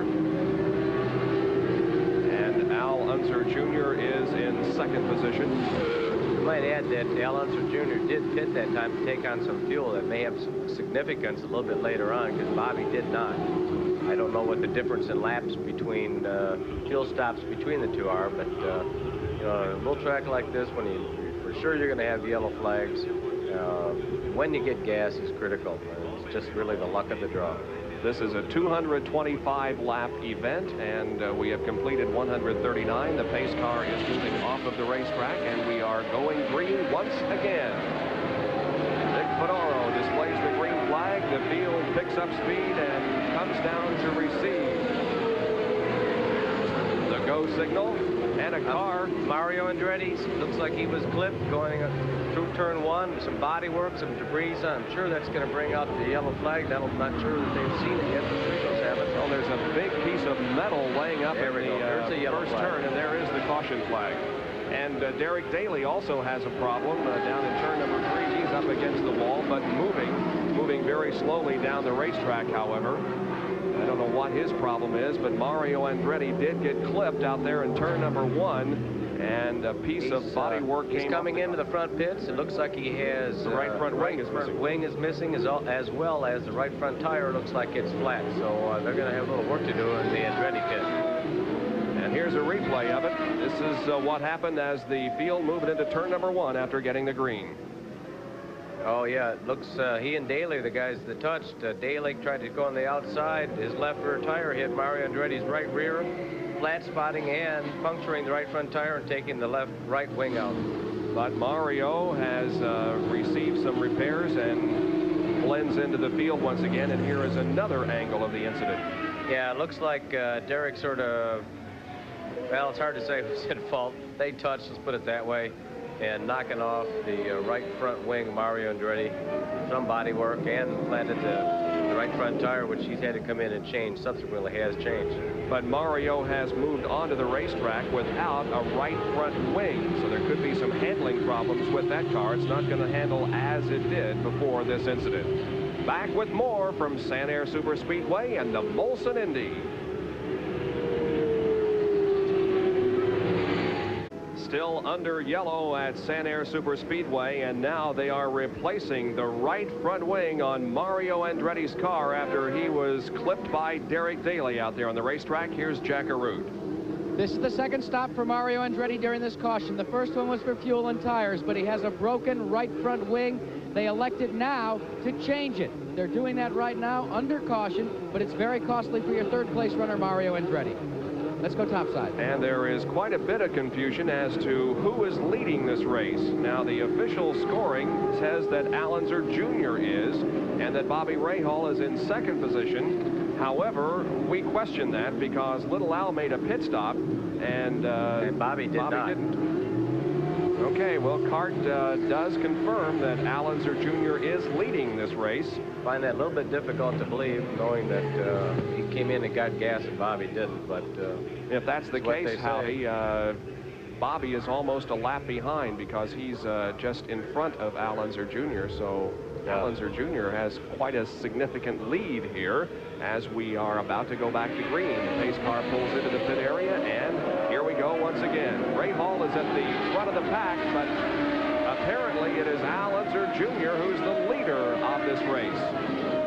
Al Jr. quickly disposes of Johnny Parsons and goes underneath him in turn number 1. And now Al Unser Jr. setting sail for second place Bobby Rahal and looking to put a lap on him. If he passes him, he's going to put Rahal down by 1 lap.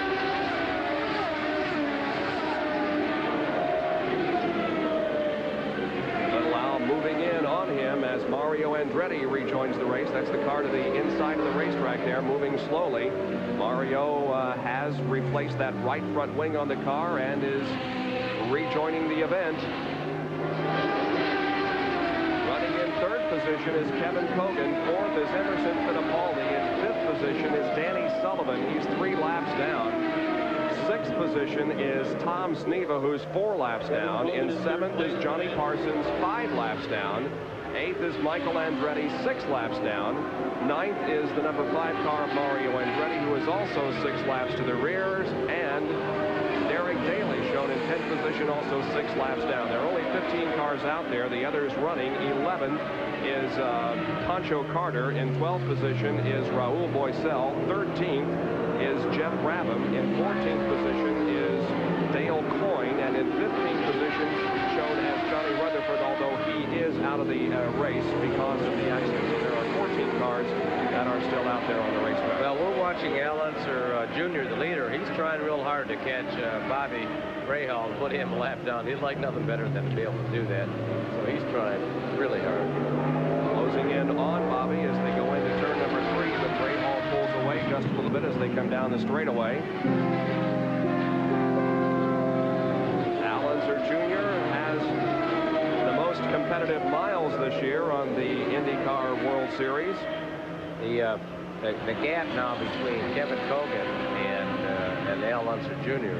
is almost about a third of a lap. So there's maybe even a little bit more. This is a significant lead here for Junior. There you can see 2 cars on the lead lap, but Al Unser Jr. is trying to pass Bobby Rahal, the car right in front of him, to put him a lap down and make it only 1 on the lead lap. The average speed of the race has dropped because of the recent yellow caution periods, and it's down to 102.798 miles an hour. That at the end of 150 laps, and we've completed 153. You know, I think about it, Bob.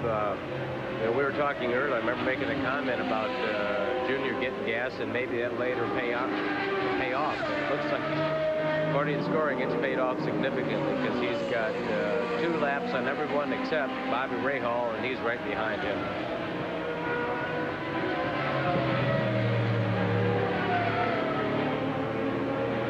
Al Unser Jr. has not won this year in IndyCar racing, so we could have our 7th different winner of the year and we have a yellow flag as Pancho Carter smoking car is into the pits.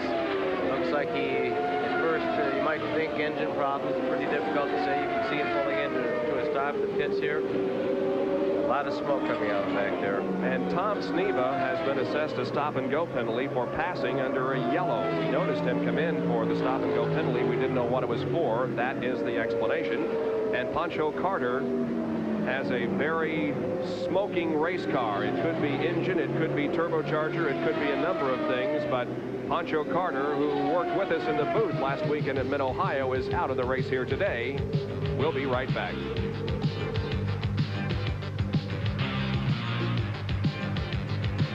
Confused. Bobby Rahal is shown as now he's being allowed. Okay, now we got it worked out. Bobby Rahal was positioned right behind the pace car, and now they do pick up the leader, Al Unser Jr. So Ray Hall apparently will be allowed now to join the rear of the field. He is on the same lap as the leader, Al Unser Jr. More on what's going on here with Jack Arute. Pancho Carter is out of the race. What put you out, Pancho? Well, we blew an engine there at the end. We had some trouble early on. Had an upright come loose. We had to come in and make a lengthy stop under the green, so we were down quite a few laps. But the five-star marketing car was handling real well. And it's just a shame that I couldn't continue that string of finishes with another third. A lot of close quarters action here and a lot of bent fiberglass, busted fiberglass, in fact. Well, it sure is. Reminds me a lot of the sprint cars and midgets I used to race. Was really enjoying myself out there. The car was handling real well, and I was able to work my way back up through traffic, even unlap myself. One of the laps we were down, and I was going to try and keep doing that until the race was over. Well, let me update you as well on the situation between first and second, Al Unser Jr. and Bobby Rahal. I conversed with Steve Horn, the crew chief on Bobby Rahal's car, and he was convinced that they were the lead car, and that was the reason why he kept Bobby out behind the pace car rather than picking up the lap. He checked with scoring, and they had told him 2 different times 2 different things. So it looks like maybe now, under this caution, it's been straightened out.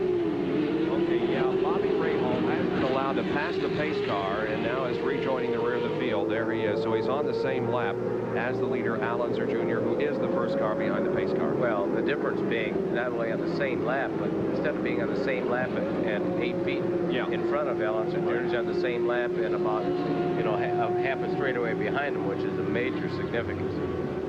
All right, a couple of pit stops being made as we watch the cars going at reduced pace on the racetrack. Mario Andretti has come in for another stop. Tom Sneva also visits his pit very briefly. Apparently we have a discrepancy with the scorekeepers and the Budweiser Rahal team, and they seem to disagree with the CART scoring people. Of course, Bobby's crew figures that they're in the lead. CART insists that Al Unser Jr. is in the lead. So, well, at the moment, we have to go with the CART people. We really do. They apparently know a lot more than we do just from watching the race and not keeping all that close at tabs on it, as we have to watch the monitor and be concerned with other things. But it would appear to me that Bobby Rahal did not lose a lap, as they said he did, or almost lose a lap earlier in the race. But again, CART says that Bobby Rahal is in second position. It's sort of difficult up here in the booth to watch what's going on, watch the monitor, and keep an objective opinion. But I guess we got to do that. 162 laps have been completed, and we are still under caution. We'll be back in Sanair in just a moment.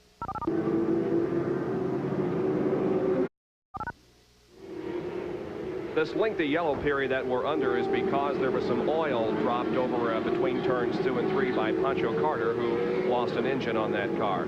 Well, let's get an explanation from Jack Arute about the scoring question that we have right now. Jack?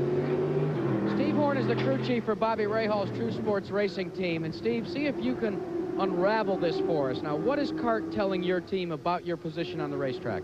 Well, CART have just told us we are the leader, but there's some confusion because they picked up the wrong leader. I think the situation arose under the very second to last yellow. We and Al Unser Jr. put it together, but he passed the pace car in the pits exactly as we did in Toronto, and we feel he's due a penalty. I think that's what the CART's going to do, but they have a slight problem, I think. So your petition to them is to try and straighten it out before we go back to green. Right, I want to sort it out before we go green. They have told me we are the leader, but twice in a row now they've picked up the wrong lead car. Well, that's the story here, but there's still a lot of question marks. Gentlemen? With all due respect, on the track this size, it's easy to understand how anybody, including officials, can get confused. I know we're confused up here in the booth, so it's not a question of blame one way or another, but the audience has to realize that everybody keeps their own lap chart, and since they have a much more direct interest in this thing, there's certainly a tendency to be a little bit more correct. So on our data speed monitor, which is the standings as we are given them, Al Unser Jr. is still shown as the leader with Rahal second. But apparently there is some consultation going on right now among the officials. And that could be, although the safety trucks are still over there between turns 2 and 3 trying to get up that oil that has been dumped by the Pancho Carter car, but there could also be discussions causing the continuance of this yellow because of the scoring problem that we might have here at Sanair Superspeedway. Back with more right after this. With Howdy Holmes and Jack Arute, this is Bob Jenkins back at Sanair Superspeedway for the Molson IndyCar race. Today's purse amounts to $600,000, and the winner will get a little more than $69,000. Danny Sullivan, who is riding in 5th position at the moment in that car number 4, shown as 2 laps down, and we understand that we will be going back to green next time around. Unser Jr. apparently is the leader of this race. As we prepare to go back to green, Bobby Rahal running second, and Emerson Fittipaldi third, then Kevin Cogan and Danny Sullivan, followed by Tom Sneva, Johnny Parsons, Michael Andretti, Derek Daly, and Mario Andretti. Pace car pulls off of the racetrack, and when we complete lap number 170, the green flag will be displayed. Here it is, back to racing.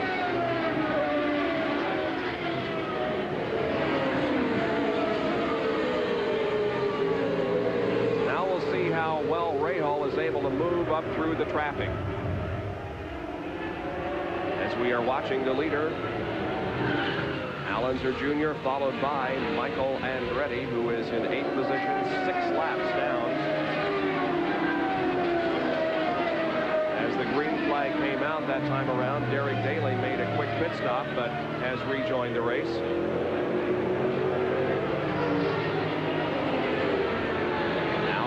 Continuing to lead with 171 laps completed. Here he comes off of corner number 3. That's Derek Daly running ahead of him.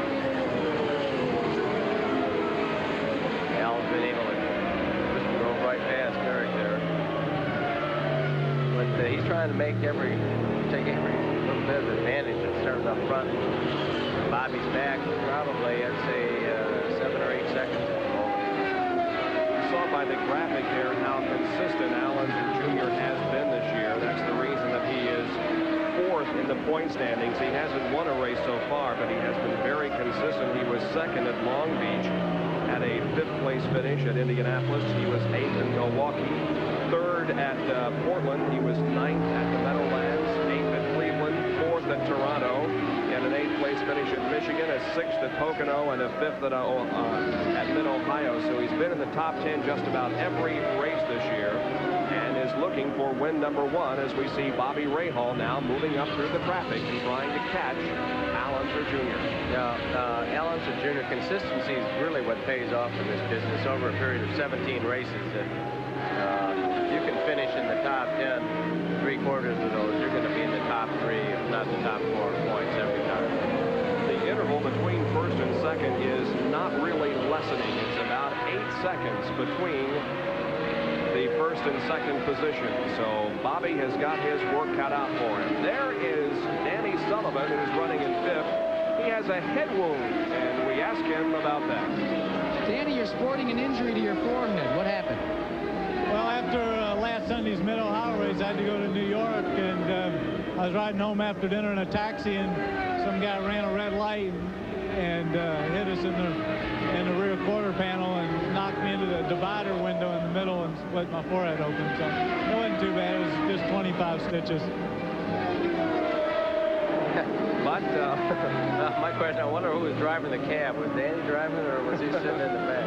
Well, he used to be a cab driver in New York City, but he's a race driver at the moment, and as we said, running in 5th position, 3 laps down in that Miller American. I'm not sure what the difference is between a cab driver in New York City and a CART PPG IndyCar driver. The yellow flag is out. The yellow is out.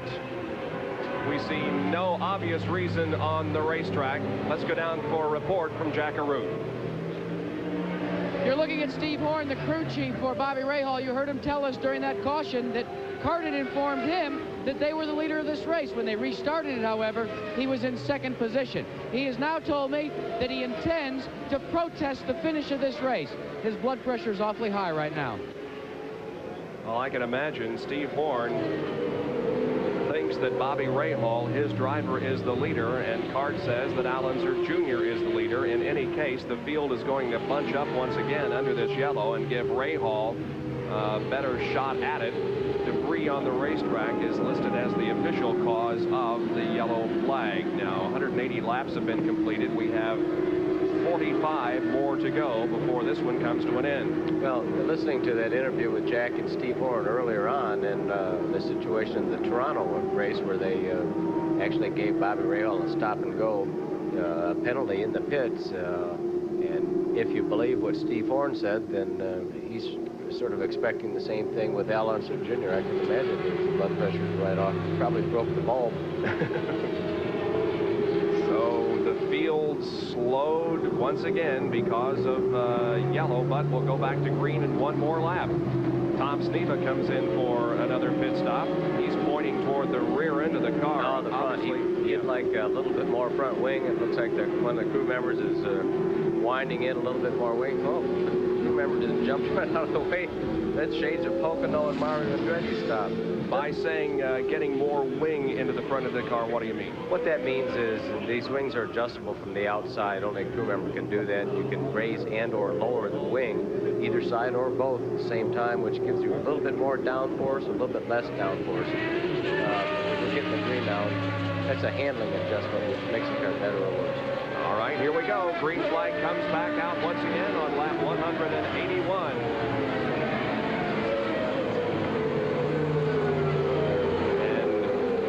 Bobby Rahal starts his pursuit toward the front now, but it's about almost a half a lap. There's Rahal. Following in front of him is Danny Sullivan and Emerson Fittipaldi both. We'll see if he can work his way through this traffic here into turn number 1. He disposes of Danny Sullivan going into the corner. Now Emerson Fittipaldi will be next, but Al Unser Jr. is about moving. 5.5 seconds in front of Bobby Rahal at the moment. Just counted that on my trusty stopwatch. There is Al Unser Jr. going into turn number 1. Officially, the data speed indicates that it's about a 4-second advantage for Al Unser Jr. But Bobby Rahal is closing in just slightly. There he is. He's still behind Emerson Fittipaldi, although he is catching him. And there is Little Al going out of corner number 1, headed down the short chute that connects turns 1 and 2. This actually is almost like a Pocono racetrack, although it's configured a little bit differently. But for all practical purposes, it's a tri-oval with the second corner immediately across the way from us here on the main straightaway. Very much like Pocono tri-oval, but if you think of it as a D-shaped track, with all 3 corners being very distinctly different. Well, now the indication from CART is that they're going to black flag Al Unser Jr. Yes, they do. The black flag is being given to Al Unser Jr. He will be assessed a stop-and-go penalty. And so apparently the CART officials have gotten their heads together and decided that Al Unser Jr. should be given a penalty because of passing the pace car. He's coming in the pits now. He's certainly not slowing down much. Well, here he goes. This will be just a stop the car and move away, although now they're holding there the pits. There's a CART official in front of the car. Yep. A brave soul, I might add.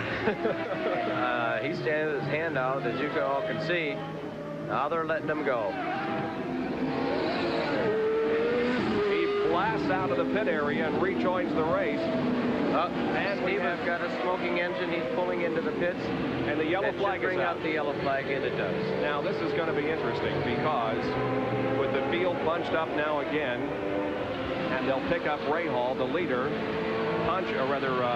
Al Unser Jr. is going to be in a pretty good position for a run at Rahal. As a matter of fact, with the timing of that yellow flag, if they do pick up the leader, which should be Bobby Rahal, Al Unser Jr. will be, who is really only about 5 seconds in front of being lapped by Bobby Rahal on the track, will be able to go all the way around and set up a pretty interesting race here. Okay, that's what they're doing. The pace car has picked up Bobby Rahal. He's a leader, and now Al Unser Jr. will be on the same lap, but in second position, and the penalty was a 20-second penalty for a pace car violation. He passed the pace car while coming out of the pits a couple of yellow flags ago. And there is the Tom Sneva machine. It has expired for the afternoon, the Skoal Bandit.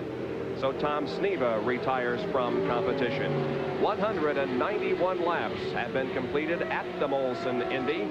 And now we are set up for what could indeed be an exciting finish. Rahal and Al Unser Jr. And we'll be back in just a moment. Back at Sanair Superspeedway in St. Pete, Quebec, about 40 miles to the east of Montreal, where the Molson Indy is 193 laps old. And let's get a report from the pit area. Once again, let's go to Jack Arute. It's an amazingly calm Dennis Swan that's behind me. He's the crew chief for Al Unser Jr., who just received what Dennis kindly called the stop and wait penalty. Dennis, it almost seems like the shades of Toronto all over again. Well, these little short tracks, it's easy to get a little confusion. And basically, we made a really good pit stop in the middle of the race. And we beat the pace car out. And we put a lap on the field, which is probably technically not too cool.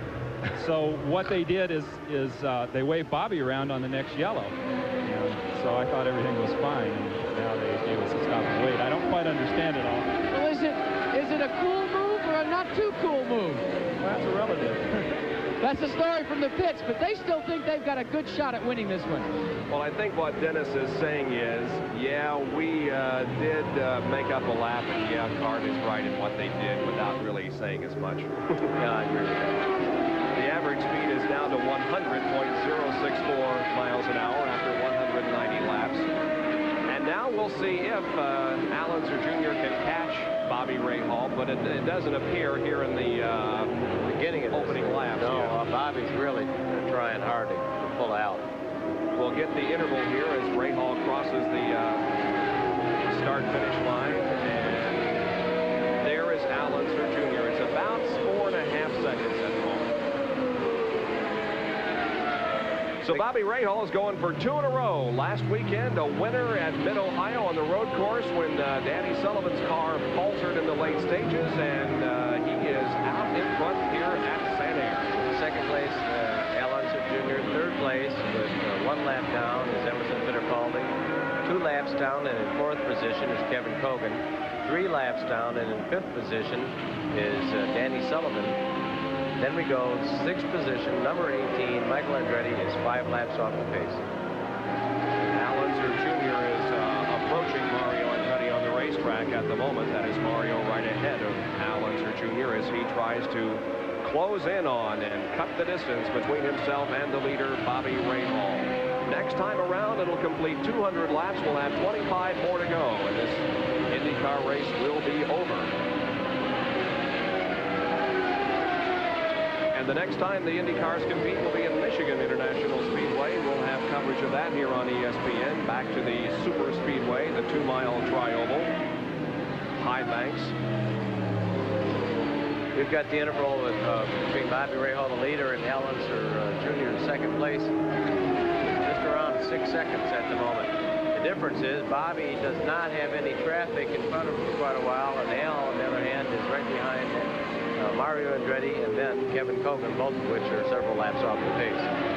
The leader, Rahal, will be approaching some slower traffic in this lap, however, as Gary Bettenhausen in the Dennis Firestone car and Jeff Brabham and Derek Daly are all running in a group. There is Gary Bettenhausen as Rahal closes in quickly. Look at how fast that distance closes up. He passes Gary Bettenhausen.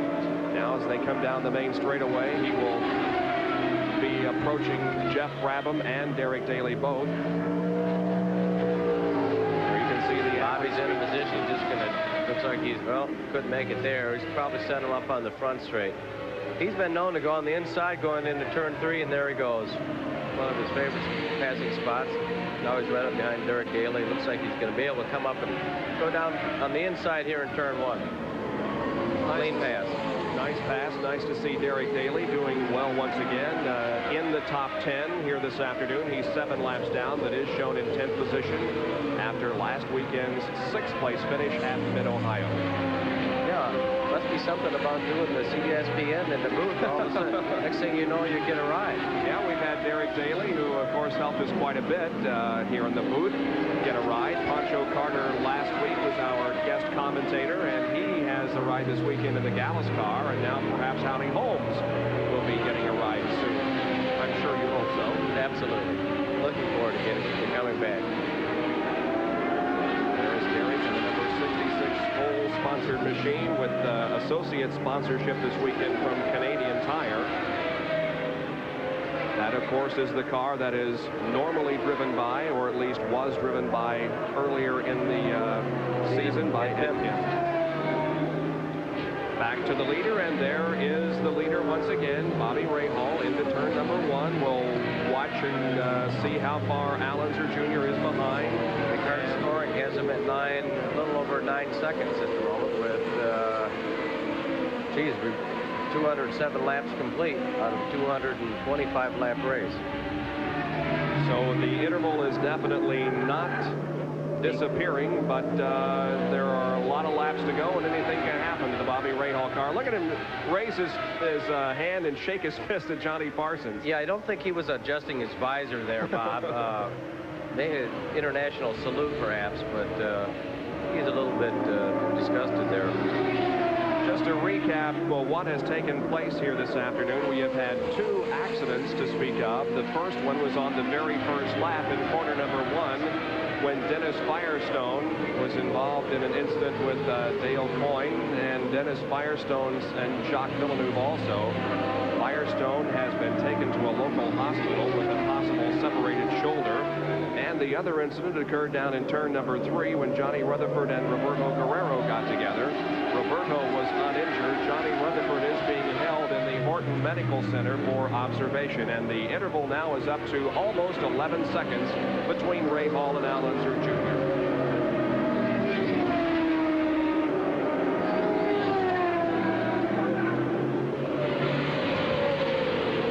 Bobby Rahal, as we can see, is about to pass Dale Coyne. And he's got a considerable clear track in front of him, will allow him to try and increase his lead. Next person that will come up upon is Emerson Fittipaldi, which is he's about 4 or 5 seconds in front of Bobby. So he's got clean sailing. In fact, it's allowing Bobby Rahal, because Allenser Jr. is in traffic with Mario Andretti and Michael Andretti, it's allowing Bobby to actually gain a tremendous amount of time. This will be one of Emerson Fittipaldi's best finishes of the year. He is currently in 3rd place, but is a lap down.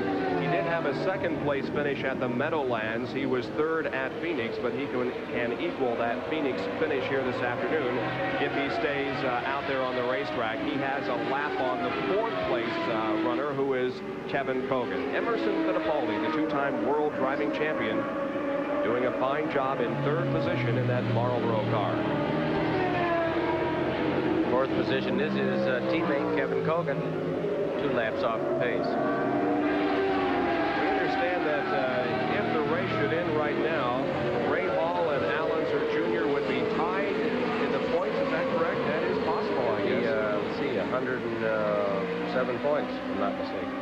So the CART PPG IndyCar World Series point standings very, very tight after 11 races, and will be even tighter after 12 races. Jeff Brabham is still out there on the racetrack. He is in 11th position, some 14 laps down, but there's another situation in which the team has decided to do some experimenting this year with the Brabham engine. Best finish in 1986 was a Honda engine, I should say. 4th place in the Michigan 500. This particular race, Bob, went back to a Cosworth engine because in qualifying, when he was out on the track with a Honda engine, he had a ring gear let go and it went out through the transmission. It didn't have a replacement there, so he had to go to a Cosworth. But the team has been experimenting with that Honda engine and has run it many occasions this year. They hope to bring it to the Holland right along. There is once again the leader, Bobby Rahal, and we are 218 laps into the race. Johnny Parsons in car number 55 is running in 7th position, 6 laps down. Parsons taking over this Machinist Union ride for the ailing Jose Legarza. And once again, we want to give our best to Jose Le, who is recuperating in Indianapolis. He's out of the hospital, but with that broken leg. Johnny Parsons from Speedway, Indiana.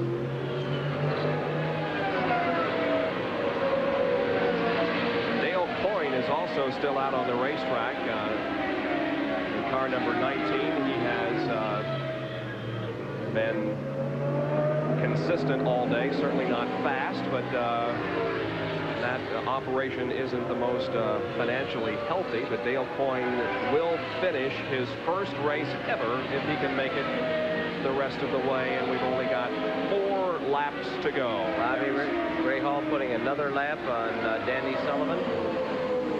And putting him 3 laps down. The number 22 car, Raul Boisel, also in the top 10. He's shown in 9th position, 8 laps down. He's been in and out of the pit area several times during the afternoon, but nevertheless is apparently going to finish this race. It's the Duracell Copper Top car owned by Dick Simon. There is Bobby Rahal moving to the inside and lapping more slower traffic. That was Michael Andretti and Derek Daly.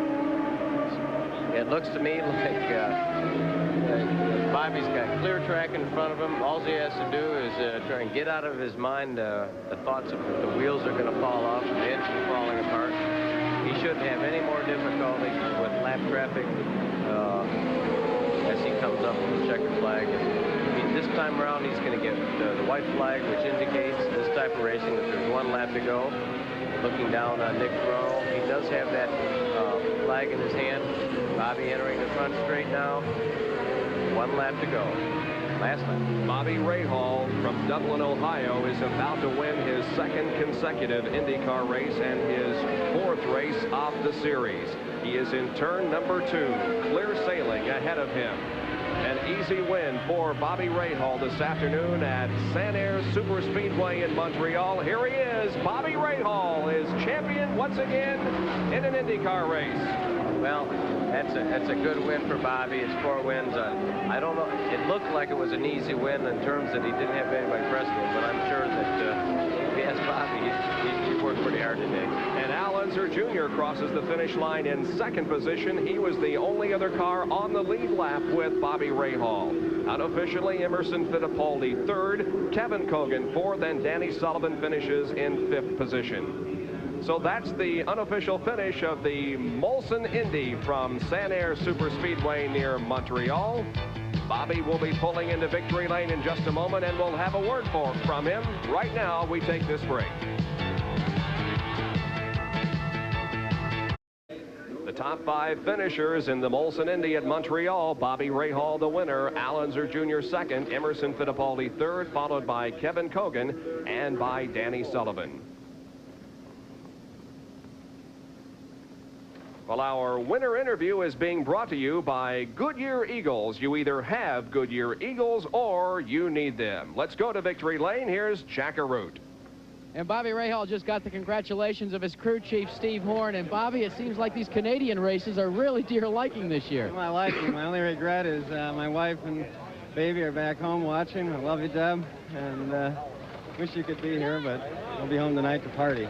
Looked like shades of Toronto all over again, but with a little different twist. Well, when I saw him beat the pace car, I said to Steve, hey, that's what I got caught for. I hope they're going to do something about that. And then for a while, I thought, God, it didn't look like they were going to do anything. And, and Al's a good friend of mine, but, that's war, I guess, isn't it? Well, now, the story that we're receiving preliminarily is that you are tied for the points chase right now. You're on top. How do you feel about that? Well, as I've said all along, we've got to try to go out and win every race. And if we can do that, the championship will take care of itself. And certainly we're on the way now. But I can tell you, if we are first, it's a lot nicer than being sixth.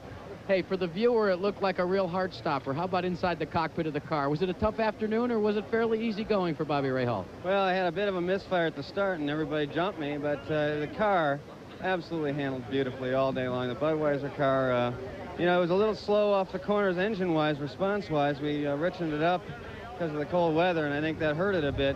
But I'm telling you, I could outhandle anybody anywhere. For those of you that have followed the run of Bobby Rahal, you have always run terrifically the last 4 or 5 races. How does that make you feel in the chase for the championship? Well, I hope it continues. I hope it continues. Well, that's the story from Victory Lane. Let's go topside. Bobby Rahal in Victory Lane after pulling off a win here on the 0.8 of a mile tri-oval at Sanair Super Speedway, his 4th IndyCar win of 1986. We'll be back to have some closing comments in a moment.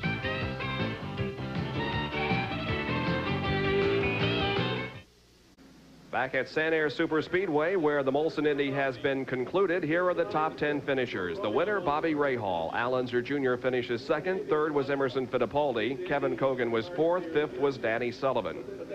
Finishing in 6th position, Michael Andretti. 7th was Johnny Parsons. 8th was Mario Andretti. 9th, Raul Boisel. And 10th was Derek Daly. And he in 12th position, and finishing his first IndyCar race ever, we have to give a little bit of airtime to Dale Coyne, who persisted out there and finished the race. Not as fast as everyone else, but at least he did finish. Now, the updated and